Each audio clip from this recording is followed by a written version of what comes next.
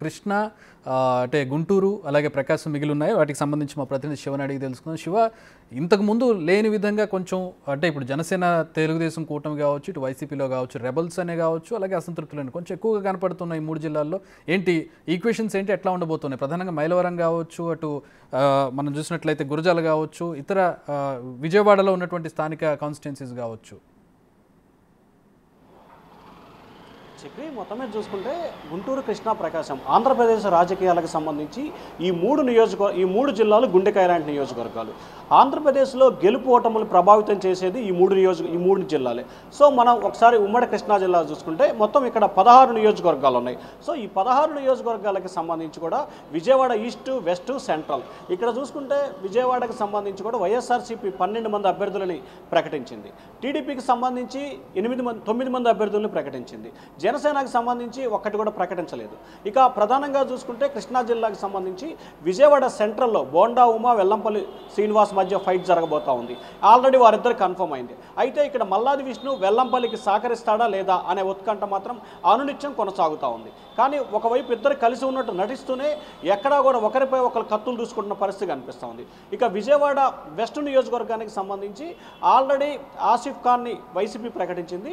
TDP Janasena కూటమికి సంబంధించి పోతుల మహేష్ జనసేన, అలాగే జలీల్ ఖాన్ టీడీపీ, అలాగే బుద్దా వెంకన్న టీడీపీ. ఇక్కడ ఇద్దరు టీడీపీ నుంచి టికెట్ ఆశిస్తున్నారు, జనసేన నుంచి ఒకరు ఆశిస్తున్నారు. ఇక్కడ ఎవరైతే టికెట్ ఆశిస్తున్నారో వారంతా కూడా జనసేన నేతలు చంద్రబాబుని, టీడీపీ నేతలు పవన్ కళ్యాణ్తో కలిశారు.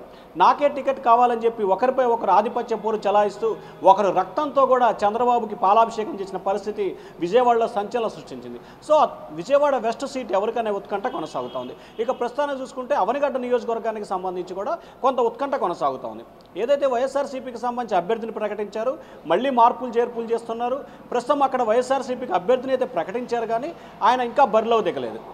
ఇక తెలుగుదేశం పార్టీకి సంబంధించి మాజీ శాసనసభ డిప్యూటీ స్పీకర్ మండలి బుద్ధప్రసాద్ ఉన్నారు. ఆయనకు సంబంధించి కూడా ఇంతవరకు మొదటి జాబితాలో టికెట్ రాలేదు. ఆయనకి టికెట్ వస్తుందా లేదా, లేకపోతే జనసేన కోటలో వెళ్తుందా అనే ఉత్కంఠ కొనసాగుతుంది. వాస్తవానికి అవనగడ్డకు సంబంధించి టీడీపీ వైసీపీ ఇద్దరు కూడా అభ్యర్థులు ప్రకటించలేని పరిస్థితి అక్కడ ఉత్పన్నమైంది. ఇక గన్నవరం నియోజకవర్గానికి మనం చూసుకుంటే సో ఓవరాల్గా గన్నవరం నియోజకవర్గాన్ని చూసుకుంటే యార్లగడ్డ వెంకట్రావుకి ఇచ్చారు. వల్లభనేని వంశీకి టికెట్ వస్తుందో లేదో తెలియని పరిస్థితి ఏర్పడింది. అలాగే మైలవరం నియోజకవర్గానికి సంబంధించి దేవినేని ఉమాకి టికెట్ లేదని చెప్పి దాదాపుగా అధిష్టానం చెప్పింది. చంద్రబాబుతో కూడా భేటీ అయ్యారు. వైఎస్ఆర్సీపీ నుంచి వచ్చిన ఏదైతే వసంత కృష్ణప్రసాద్కి అక్కడ టికెట్ కన్ఫర్మ్ చేశారు. అలాగే పెనమలూరు నియోజకవర్గానికి సంబంధించి పాతసాది వైసీపీ నుంచి టీడీపీలో చెప్తే గుడివాడ ఇచ్చారు. అక్కడ టీడీపీ ఇన్ఛార్జిగా ఉన్న బోడే ప్రసాద్కి టికెట్ వచ్చే పరిస్థితి ఉందో లేదో కూడా తెలియని పరిస్థితి కనిపిస్తూ ఉంది. దేవినేని ఉమాని పెనమలూరు వెళ్ళమని చెప్పి కూడా చెప్పిన పరిస్థితి కనిపిస్తుంది. ఇక కృష్ణా జిల్లాకు సంబంధించి మనం ప్రధానంగా గుంటూరు జిల్లాకు సంబంధించి చూసుకుంటే 17 నియోజకవర్గాలకు సంబంధించి టీడీపీ 12 నియోజకవర్గాలను ప్రకటించింది. వైఎస్ఆర్సీపీ 10 నియోజకవర్గాలకు సంబంధించి ప్రకటన చేసింది. ఇక్కడ ప్రధానంగా ఒక తెనాలి నియోజకవర్గానికి సంబంధించి గురజాల నియోజకవర్గం, పెదకొరపాడు, నరసరావుపేట ఈ 4 నియోజకవర్గాలకు సంబంధించి 2 పార్టీల్లో కూడా కొంత విభేదాలు, ఉద్రిక్తత వాతావరణాలు అనేక అంశాలు చోటు చేసుకున్నాయి. టీడీపీకి సంబంధించి వైసీపీలో రావడం, వైసీపీ వాళ్ళు టీడీపీలోకి వెళ్తున్న పరిస్థితి అయితే ఇక్కడ కొనసాగుతాం. సో ఓవరాల్గా చూసుకుంటే అమరావతికి సంబంధించి కూడా అనేకమైన విభేదాలు, అనేకమైన ఆందోళనలు అయితే కొనసాగుతూ ఉన్నాయి. Chakri. All right, thanks for the updates Surender.